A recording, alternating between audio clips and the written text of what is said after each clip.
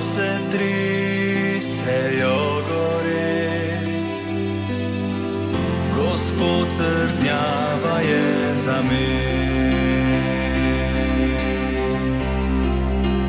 Kristus le temelje, šibki v njem, močni so v stiskah vseh. On je Gospod, Bog vsega.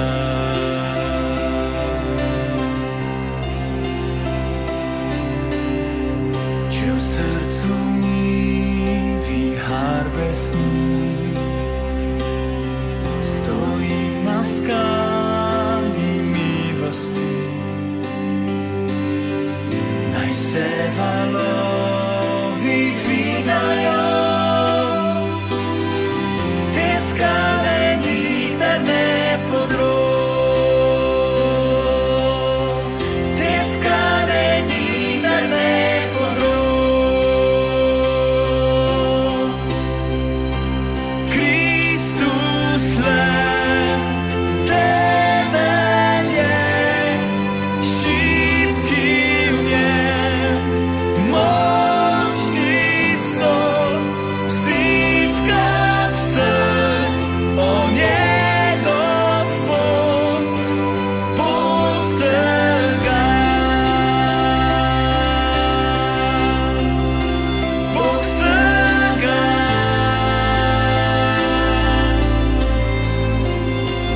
Bog vsega.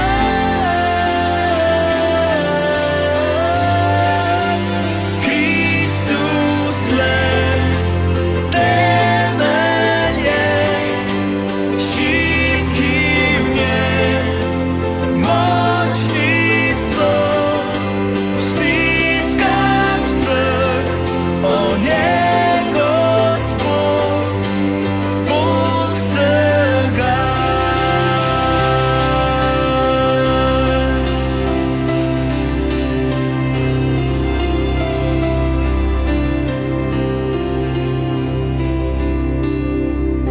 Ko spet prišel v slavi bo,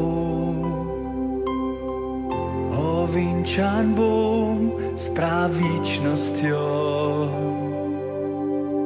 Pravičnost, ki je iz Boga, poveril njega v Kristusa.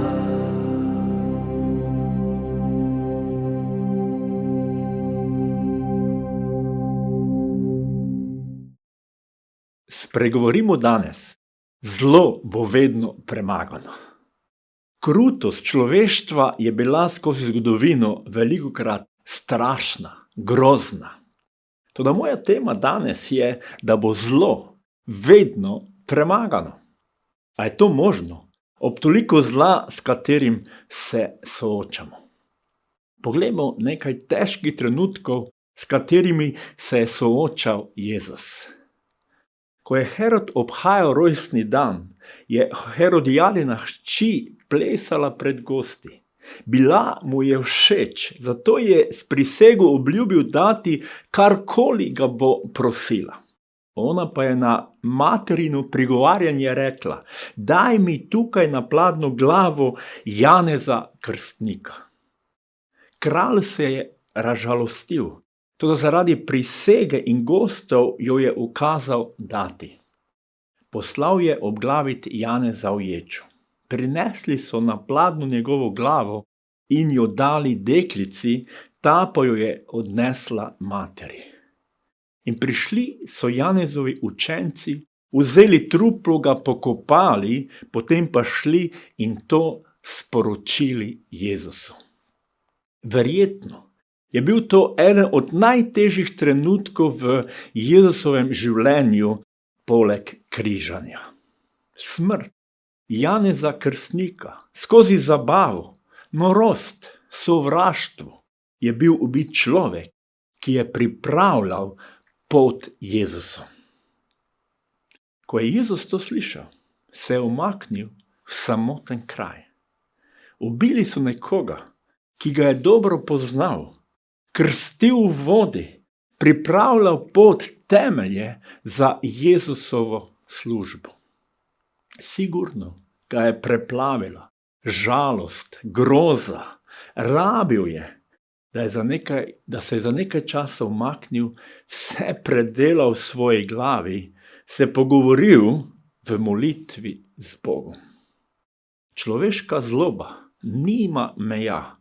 Dokler smo na zemlji, se bomo soočali tudi s človeško zlobo, uničevanjem.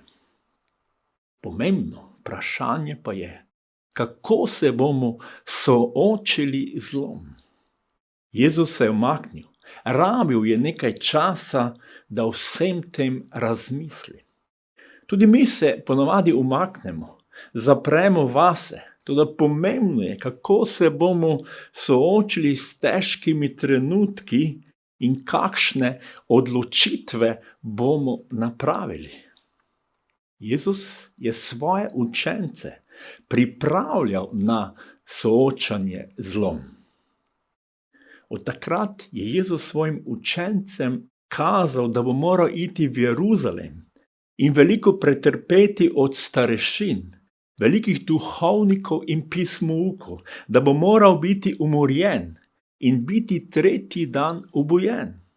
Peter ga vzel k sebi in ga začel grajati. Bog ne daj, Gospod, to se ti nikakor ne sme zgoditi. On pa se obrnil in rekel Petru, poberi se za menoj, Satan. Spotiku si mi, ker ne misliš na to, kar je Božje, ampak kar je človeško. Jezus tukaj prvič spregovori svojim učencem, da bo moral trpeti in da bo na koncu umorjen. Kako so se odzvali učenci? Peter dejal, Bog ne daj, to se te nikakor ne sme zgoditi. Vidimo Petrovo normalno človeško reakcijo. Tako odreagiramo mi, ko vidimo ali doživljamo trpljenje. Zakaj se to dogaja? To se ne bi smelo zgoditi. Ni pravično in podobno. Takšna je vedno prva reakcija in je normalna, človeška. Poglejmo naprej, kako so učenci odreagirali, ko je Jezus drugič povedal o svojem trpljenju. Ko so bili zbrani v Galileji, jim je Jezus rekel, Sin človeku bo izročen človeške roke in ga bodo umorili, a tretji dan bo obojen. In zelo so se užalostili. Zelo so se užalostili. Vsako zlo prinese tudi veliko žalosti. Druga faza je velikokrat žalost, ki nas prevzame. Poglejmo zdaj Jezusov odziv na zlo. Jezus je na Petrovo reakcijo, da se mu to ne sme zgoditi, obrnil v drugo smer. Povemo, da razmišlja po človeško in ne po Božje.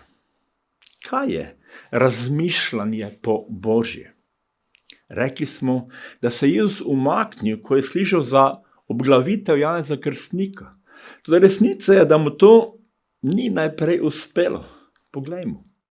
Ko je to slišal, se je v čolnu umaknil tam samoten kraj sam zase.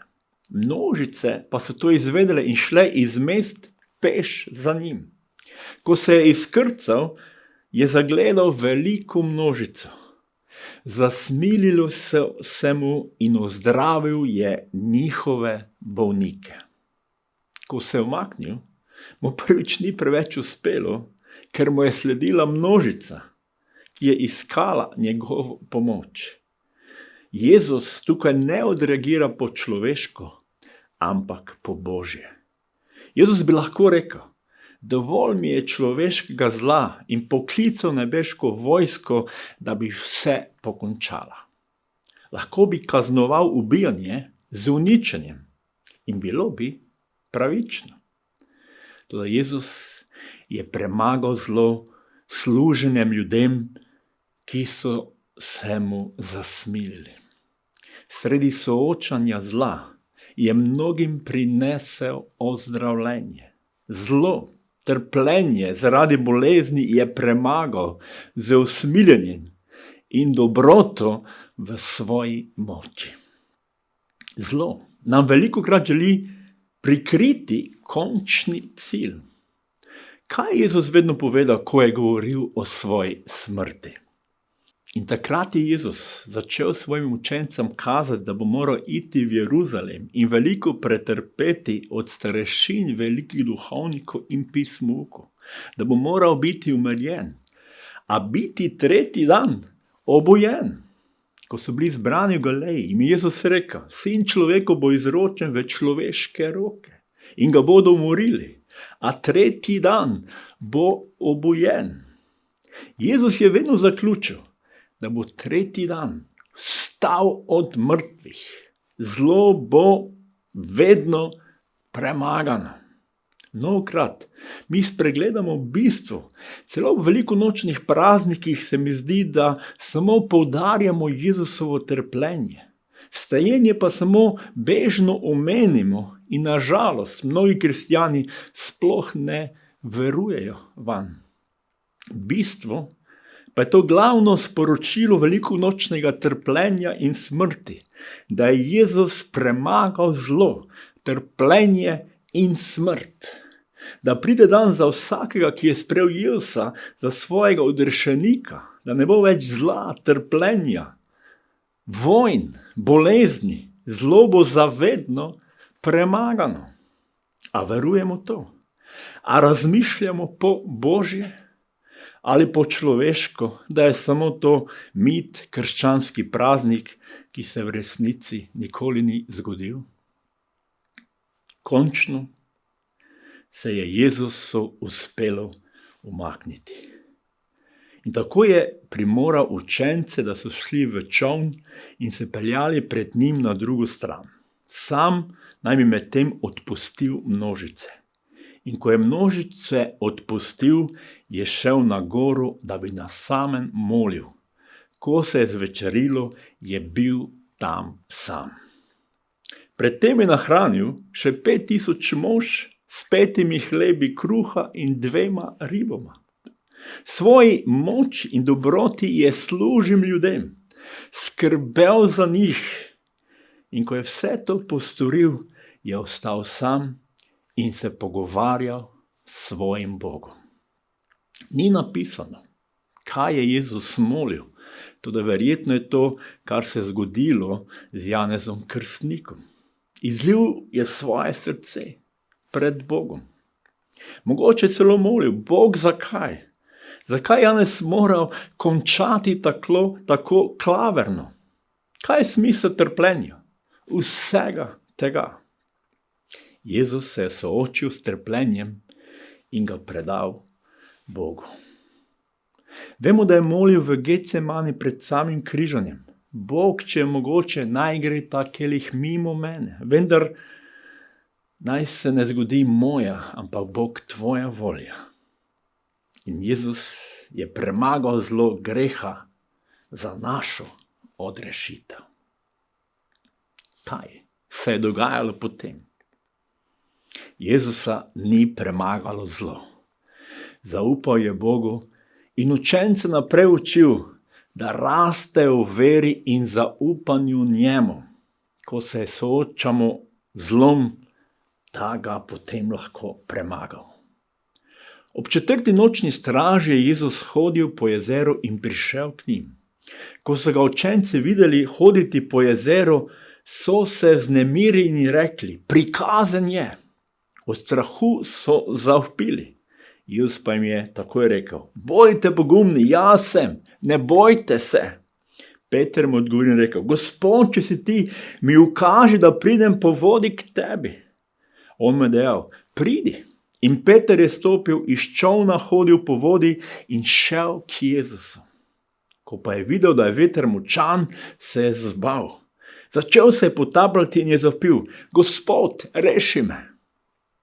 Jezus je takoj iztegnil roko, ga prijel in mu dejal: malo verneš, zakaj si podvomil? In ko sta stopila v čoln, je veter ponehal. Oni pa, ki so bili v čolnu, so se mu poklonili do tal in rekli: resnično si Božji sin. Jezus se vrača k učencem in to na čudežen način. Hodi po vodi. Bili so prestrašeni, dokler se Peter ne opogumi: če si ti, Jezus, mi ukaži, da pridem po vodi k tebi. Jezus mu je dejal: pridi. In Peter je šel. In dokler je gledal na Jezusa, je hodil po vodi. Ko je smeril svoj pogled na veter in valove, se je zbal in začel potapljati. Jezus ga je moral sam potegniti iz vode. Jezus jih je učil nove lekcije o veri in zaupanju njemu. Naj gledamo nanj, ko smo v težavah, ko se soočamo z zlom. Le tako bomo zlo premagali. Jezusa ni nič zaustavilo, da ne bi pomagal in služil ljudem. Vedno je storil vse, da je bilo zlo premagano z dobrim. Čas je tudi naše življenje, ko se soočamo z zlom, kot da hodimo po vodi in če ne gledamo na Jezusa, se začnemo potapljati. Ko se soočamo z zlom, glejmo na Jezusa in se učimo od njega, tako bomo premagali zlo. Zdi se mi, da v Svetem pismu vidimo, ko je bilo dosti zla, je Jezus pokazal še več dobrote in pomoči, da je premagal zlo. Takoj, ko so se pripeljali na drugo stran, je Jezus ponovno služil ljudem. Ko so se pripeljali na drugo stran, so prišli na kopno v Genezaret. Ljudje tistega kraja so ga prepoznali. Poslali so po vsej tisti okolici in privedli predem vse bolnike. Prosili so ga, da bi se samo dotaknil roba njegove obleke. In tisti, ki so se ga dotaknili, so bili rešeni ali ozdravljeni. Wow! Jezus ne bo obupal nad zlom in človeškim rodom. Želi pomagati in nas učiti, da tudi mi premagujemo zlo. Verujmo in zaupajmo, ko se srečujemo z zlom, da ima Jezus zadnjo besedo v našem življenju. Tedaj bomo premagali zlo. Amen. Združimo se na koncu v molitvi in če danes soočaš težko situacijo, zlom, mogoče se počutiš, da se potapljaš, ko Peter, ko ni več gledal na Jezusa, ampak na okoliščine. Zdaj je trenutek, izkoristi in to predaj Jezusu. Jezus, hvala ti, da si ti dober Bog, ki si prišel in vedno svojo močjo premagal zlo. In da želiš tudi nas to učiti. In Jezus, mi te prosimo, dotakni se naših src, pomnoži našo vero, da gledamo na tebe, Jezus, ko se soočamo z zlom. Da iščemo tvojo pomoč, da delamo odločitve, ki so po tvoji volji, po tvojem načrtu, po tvoji ljubezni.